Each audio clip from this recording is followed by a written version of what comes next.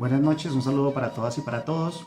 Este año, como es ampliamente sabido, se conmemora el nacimiento de Orlando Falsborda, ¿no? Un nacimiento que se dio en 1925, de tal manera que se conmemora un centenario, y por eso se han realizado distintas actividades ya a lo largo y ancho de América Latina, celebrando este centenario y poniendo de presente los aportes de Falsborda a la sociología, ¿no? Y al mundo académico latinoamericano, al pensamiento crítico latinoamericano y a las utopías latinoamericanas. Entonces, en este sentido, me gustaría compartirles esta pequeña reflexión en este marco de conmemoración del centenario del gran Falsborda. En su contexto, la obra sociológica de Orlando Falsborda comenzó a estructurarse en los años 50, justo después de la crisis de la conciencia europea tras la Segunda Guerra Mundial y cuando correlativamente ocurrían grandes convulsiones teóricas en la ciencia y en la filosofía. Verbi Gracia, la segunda generación de la escuela de los anales, la historia desde abajo, los estudios subalternos, el estructuralismo, la teoría de los paradigmas de Thomas Kuhn, la filosofía posmoderna francesa, la escuela de Frankfurt, etc. En América coincidió este momento con el surgimiento de las ciencias sociales críticas latinoamericanas, entre ellas la teoría de la dependencia, la nueva historiografía de José Luis Romero, la teología de la liberación, la filosofía de la liberación, así como la sociología auténticamente latinoamericana que plantearon Camilo Torres y el mismo Orlando Falsborda, ¿no? Camilo Torres es un gran partícipe y un gran protagonista de esta época, y todos estos movimientos como la pedagogía de la liberación también forman un campo semántico de la liberación. Hay un paradigma de la liberación que se va configurando por lo menos entre los años 40, 50 y 60 hasta los 70 que hay que estudiar y que hay que profundizar, pero todas las categorías de esta época como descolonización, el antiimperialismo, la liberación, el oprimido, la crítica de la alienación, revolución, etcétera, son palabras que van formando un campo semántico que yo llamo ahí el campo semántico de la liberación. Entonces es en ese contexto, ¿no? La Revolución Cubana, donde se va inspirando todo este pensamiento, más el contexto típicamente colombiano.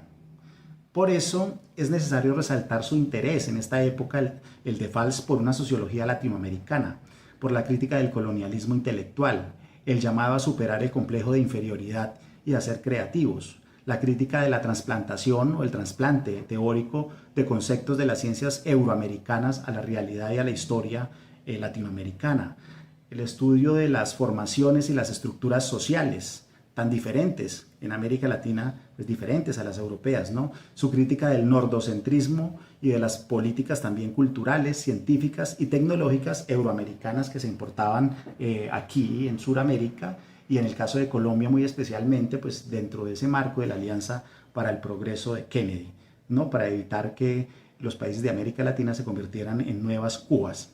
Entonces, esas fueron preocupaciones fundamentales en esta época que marcaron el nacimiento de la sociología, y es la época de la cual es hijo Orlando Fals. Colonialismo intelectual y ciencia propia. En 1978 apareció un texto clave de Fals que se llama Por la praxis, el problema de cómo investigar la realidad para transformarla.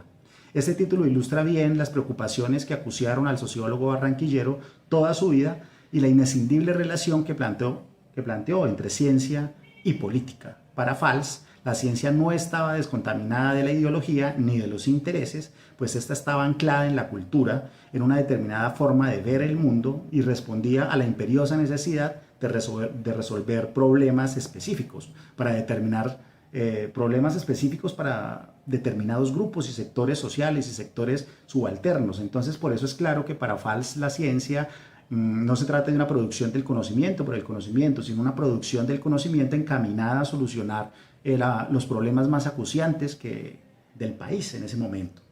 Esta convicción llevó a Fals a criticar la supuesta neutralidad valorativa de la ciencia, o ese fundamentalismo weberiano, así como la objetividad, según la cual el sujeto está aislado del mundo y solo dice cómo funcionan los hechos y expone la verdad pura, libre de cualquier contaminación ideológica. Falsborda entendía con la escuela de Frankfurt ya que no era posible sustraer al investigador de los procesos sociales a los cuales pertenecía, y que la ciencia también pertenecía a unos procesos sociales. Y entonces, al pertenecer a esos procesos sociales, pues estaba contaminada de esa realidad. Entonces, había que hacer esa crítica, ¿no? En este sentido había que cuestionar la ciencia que los latinoamericanos importaban para la época. Unas ciencias positivistas agenciadas por la Alianza para el Progreso, como mencioné, y su visión modernizadora y desarrollista, con las cuales Estados Unidos quería evitar que el continente terminara en manos de los soviéticos. En las revoluciones inconclusas en América Latina, otro texto clave de Fals, él hizo un dictamen para explicar las frustraciones históricas que se habían dado en el continente, frustraciones de los movimientos sociales, populares. Una de estas tiene referencia a factores negativos de grupo y de personalidad, es decir, a ciertos referentes que no son los más emancipadores para los grupos subalternos. Pues bien, es en este ensayo donde aparece la fuerte crítica ya al colonialismo intelectual, a lo que podemos llamar la xenofilia teórica, que padecían los intelectuales latinoamericanos, incluyendo el profesorado, dice él, y los estudiantes, y a la fácil captación también de los profesionales y los líderes por parte de un sistema político vigente en el continente, ¿no? La captación fácil del pensamiento más alternativo, del pensamiento revolucionario, del pensamiento divergente y diferente, que es capturado por instituciones estatales o por sectores que se oponen abiertamente a un cambio. Entonces, en sus líneas también de este ensayo, denunció la limitación de las escuelas de Europa y de los Estados Unidos, la no formación de escuelas propias en América Latina, que además de estar al día con los avances universales, estimularan la creación independiente. Por supuesto, no se trataba de un aislacionismo del mundo, sino de dialogar, que la ciencia latinoamericana, crítica, naciente, dialogara con la ciencia hegemónica europea. Allí agregaba algo muy importante, decía: las universidades latinoamericanas no han puesto las bases de una secuencia tecnológica previa. Los intelectuales y la élite universitaria en general han fracasado en suministrar una ideología y una técnica apropiadas para el desarrollo latinoamericano. Hablemos un poco de la influencia de Camilo Torres en este proceso de configuración, pues, de una ciencia social crítica nueva, que al final es lo que Orlando Fals hace, ¿no? Él habla de una investigación-acción participativa que la mayoría, pues, asume como una metodología, pero si uno lee bien el texto de cómo investigar la realidad para transformarla, es una ciencia social, es un nuevo paradigma el que él está proponiendo. Entonces, ¿cuál fue la influencia de Torres ahí? Estos problemas llevaron al profesor, investigador y activista Orlando Fals Borda a plantear la necesidad de una ciencia propia, que, como él mismo reconoció, había sido ya Camilo Torres quien desde 1961 había planteado esa misma necesidad y ese mismo problema. En efecto, en un escrito titulado El problema de la estructuración de una auténtica sociología latinoamericana, el sacerdote revolucionario, que según Fals era precursor de la teología de la liberación, y lo es, tanto en su práctica como en su teoría, desde entonces planteó el problema del colonialismo cultural. Eso lo planteó Torres, en verdad. Criticó el hecho de que las escuelas sociológicas norteamericanas y europeas tuvieran coristas entre nosotros y no verdaderos críticos.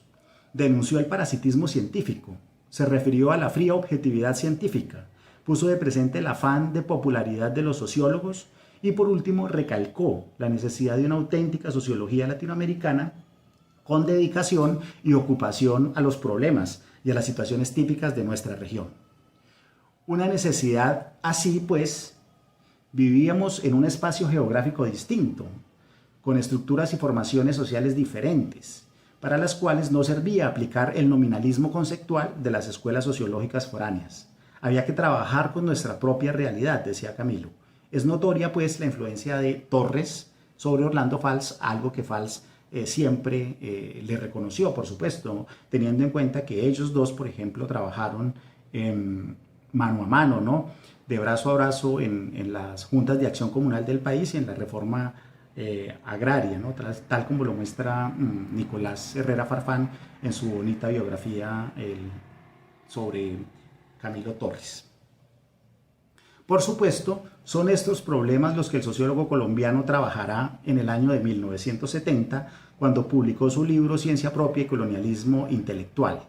Pero si la ciencia es universal, ¿a qué hace referencia la expresión ciencia propia? Esta denominación ya era radical y con un reflejo exacto, ¿no? Y con un reflejo exacto de la idea que Fals quería decir. Impactó y es un libro marcado por el ambiente revolucionario de la época, pero no era ningún pasquín, por supuesto. constituye una propuesta seria cuyo principal objetivo fue fundar una sociología propia y reivindicar la ciencia popular y el saber popular, ¿no? Que diera cuenta de las problemáticas latinoamericanas, que ayudara a entender las estructuras de poder, ¿sí? Y a luchar contra esas estructuras de poder. Ese era el papel de la sociología. La evolución de nuestros órdenes sociales, ayudar a comprender esa evolución y que ilustrara sobre las formas cómo era posible ese cambio social en la historia, cómo eran posibles el cambio de la dominación o de las dominaciones existentes en Colombia. Bueno, en América Latina los sociólogos venían con unas metodologías foráneas, tenían en mente determinados objetos de investigación, tenían intereses muy específicos. Entonces, frente a este panorama, Falsborda propuso reformar la disciplina, enfrentar los problemas latinoamericanos, inducir cambios controlados, esto es de lo más interesante, en la realidad e intentar darle solución sin el tutelaje y las importaciones de la sociología venida de los centros de poder de la época. La sociología propuesta era una ciencia rebelde y llegó a decir una ciencia guerrillera al servicio de la liberación. Así las cosas, la ciencia propia de Falsborda era una sociología latinoamericana, auténtica, encargada de estudiar nuestra realidad y comprometida con la emancipación y la cancelación de esa dominación, tal como en la época también lo proclamaba la filosofía de la liberación de Enrique Dussel.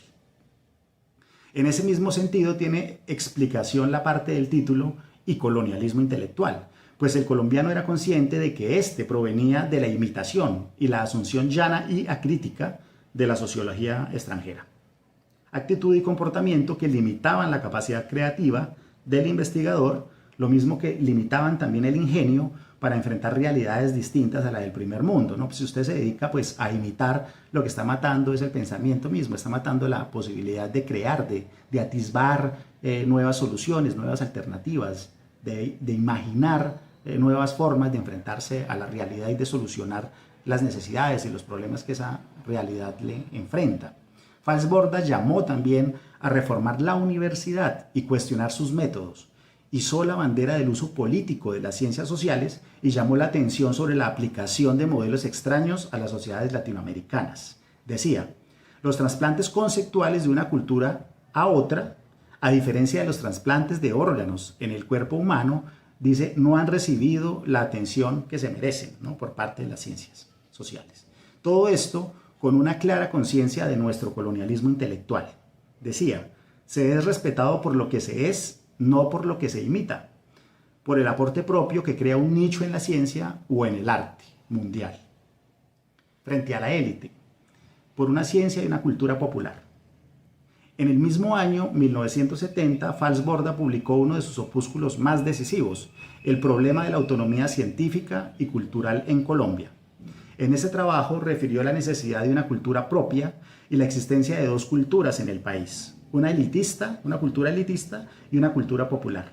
Esa cultura elitista era extranjerizante e imponía grupos de referencia foráneos, condición y falla que reducía las posibilidades de un desarrollo científico y técnico autónomo, ¿no? Ese amor a lo extranjero. Y convertía a los profesores latinoamericanos en peones intelectuales. Interesante de este ensayo es que planteaba también, siguiendo a Gramsci, la defensa de la cultura popular, sus aportes valiosos, su autonomía y su creatividad.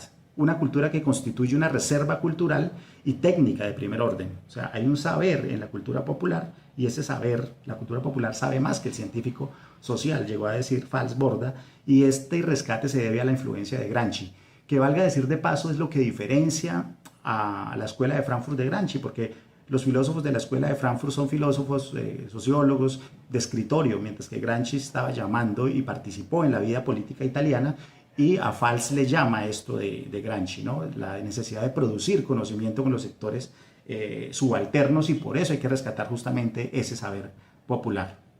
Entonces, de esa interacción y de esta concepción, pues saldría el concepto de ciencia popular, una ciencia humilde enraizada en los problemas de la comunidad.